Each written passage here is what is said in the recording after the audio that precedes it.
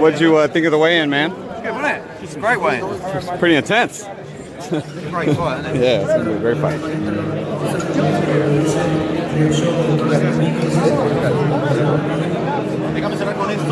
Were you surprised, Eddie, how intense it got up there with the kind of like the, I don't know, the stare down? Guy seemed to be putting his forehead on them. Guys are small, but they're fucking beasts. Like, I was scared.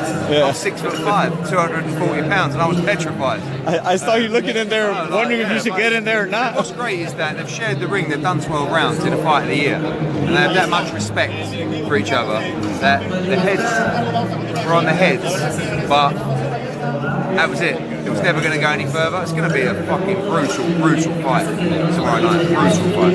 It definitely is, man. I don't know. I feel like there's no other way to hype it up other than watch the first fight, because it's a fight really for fight fans. Right. You know, the smaller guys, they don't get sometimes the credibility and respect of the bigger guys.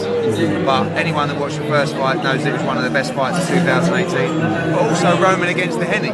I think it's a great fight, unification fight in the super bantamweight division.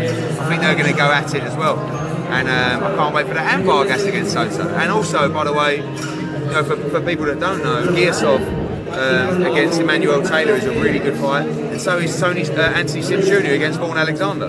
So yeah, it's a great fight. You know, I mean, I really feel like America needs to get behind Anthony Sims Jr. because I think this is a great personality, and I think he's a great talent.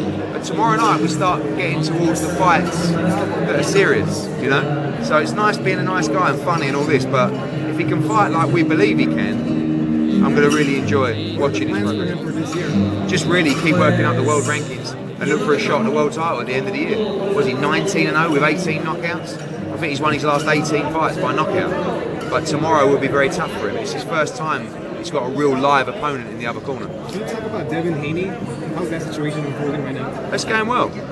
Everybody's after Devin Haney. So if we can get him, it'll be a major coup for us and DAZN. Obviously he's had a number of fights headlining on Showtime. You know, he's had the previous sort of link up with Mayweather Promotions. Al Heyman wants to sign him. We want to sign him, and I think we're getting close now. So hopefully, we can secure his signature. It'll be a major signing for us. Eddie, does Chocolatito factor in as far as the winner of this fight? He's coming back from injury.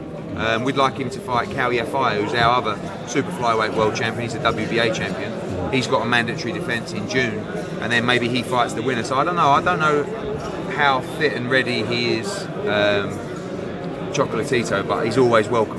He's always welcome. Any obviously we talked to you about it yesterday. Any developments with AJ's opponent? I think there might be an announcement tomorrow. Might be an announcement tomorrow. I won't say too much more other than we're closing in. We want to get that announced certainly tomorrow or the weekend, and then start the new promotion.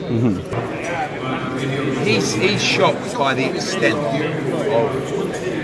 what happened. Like the first test, okay. He actually said to me, AJ, after the first test, I almost feel familiar. I mean, it's not like he was sticking needles in his arse, right? That's what he actually said. And then 2 days later, we found out he probably was sticking needles in his arse with human growth hormone. So, like, I think what he actually said to me as well this morning was, because I had a call with him half an hour before the weigh-in, he went, "Oh, it would have been a war." Yeah, he said it's going to be. He said, "Can you imagine that fight would have been a war?" I said, "Yeah, it would have been dangerous. That's what it would have been because you wouldn't have stopped, and he probably wouldn't have been allowed to stop because of what was in his body. So we don't want that." Did you apologize? No. But listen, I'm all up for forgiveness. I like to think that it's a bit like when someone commits a crime and goes to prison. But at what point do you forgive them? Do you ever forgive them? Depends how bad the crime is, maybe. I don't know. But I like to think that everybody deserves forgiveness. But right now, I don't feel like that.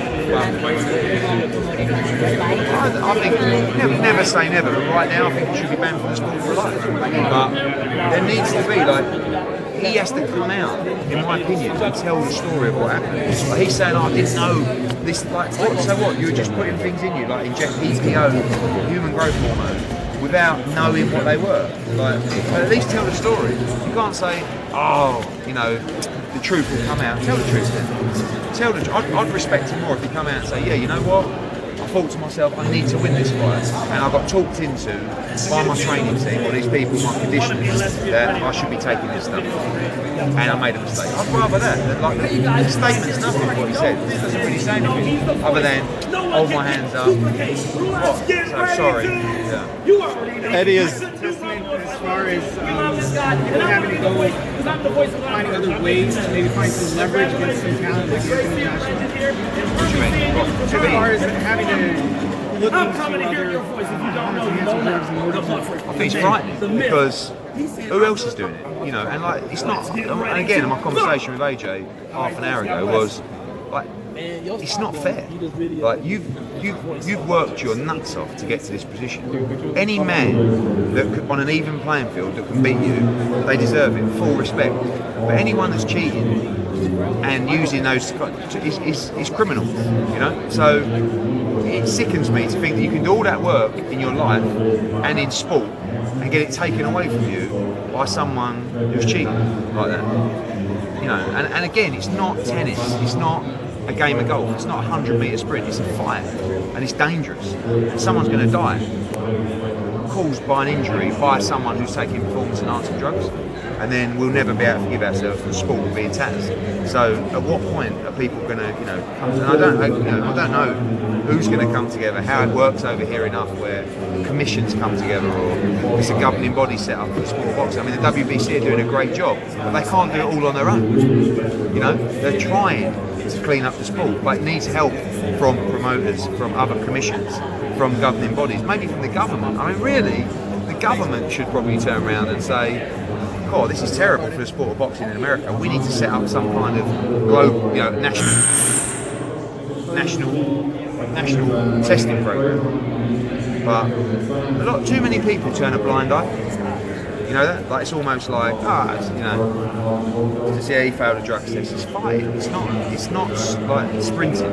It's not a game of tennis. It's fighting. And I think too many people turn a blind eye. Why? Maybe because there's a bigger problem than we know. Eddie, the replacement that's in play, is Anthony Joshua excited about that? Is that still kind of keep him in the gym, things like that? He's excited by all challenges, but I think if we go with this guy we're working on at the moment, it's a real fight. Same level as Jarrell Miller, in my opinion, maybe even tougher. And I think he's up for the challenge. You know, he knows it's going to be tough. It's really the first time fighting at Madison Square Garden in New York. There's a lot of challenges that come with that as well. So it's not going to be easy. It's not going to be easy for Joshua Jr.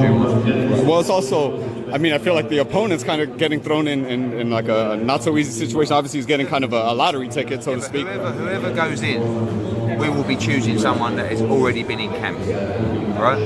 So it's not a problem for me. Like, although there's 6 weeks to go or 5 weeks on Saturday, these guys are fit, ready. It's not like they're making weight. There'll be no excuses, and I don't want excuses. That's why I didn't want to pick someone who just got off his couch and went, yeah, give me the money, I'll take it.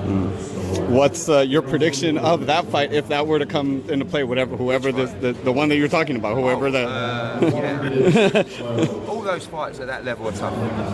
You know, they're all banana skins. Because even the Brazil fight for Wilder is a banana skin. Because everyone's talking about Wilder against AJ. They've both got to win their fights in May and June. And Fury in July, right? That's not a banana skin. That's not what? That's a guinea. Right. We call that a guinea. Not even a banana skin? No. you could jump on that banana a million times. You ain't sliding nowhere. Eddie, if I could switch gears, as far as last week's performance with Amir Khan versus Terrence Crawford, I'm sure you know a lot of boxing fans who were left with the sour taste in the mouth with the way that it ended. Do you think that Khan's career is done, or do you think there's still a possibility? No, because he's always in exciting fights, you know. And actually, I feel a bit for Amir Khan because the ending, he was pulled out or maybe he'd had enough. But if you watch the fight, like he was trying all the time. Like he was jumping in, he was trading, he was trying to be exciting. But he was probably about to get stopped in the fight, whether he wants to admit that or not. And his face was starting to get marked up. He was getting hurt badly to the body as well. But he was always in there. Like he could have quit in the first round when he got knocked down. He could have done it in the second or third, So I think it's very harsh always for people like us or the public to criticise fighters. I never like it, but unfortunately, when you put a pay-per-view together, there's that extra bit of pressure and that extra sort of requirement from a fighter. Really, it's far as the fans are concerned, to go the extra yard, which might not be right, but it's like, well, this was $80. You know what I mean? Fucking get in there and fight. You know, that's like the mentality of the fans, and they're the one paying the money. Hey Fight fans, it's Michelle Joy Phelps. If you haven't already subscribed to my YouTube channel, make sure you go ahead and do so by clicking this icon right here and hit the bell button so you can get notified every time we upload a new video. And we also have a free app available on iTunes and Google Play, so make sure you go and download that. Bye Fight fans.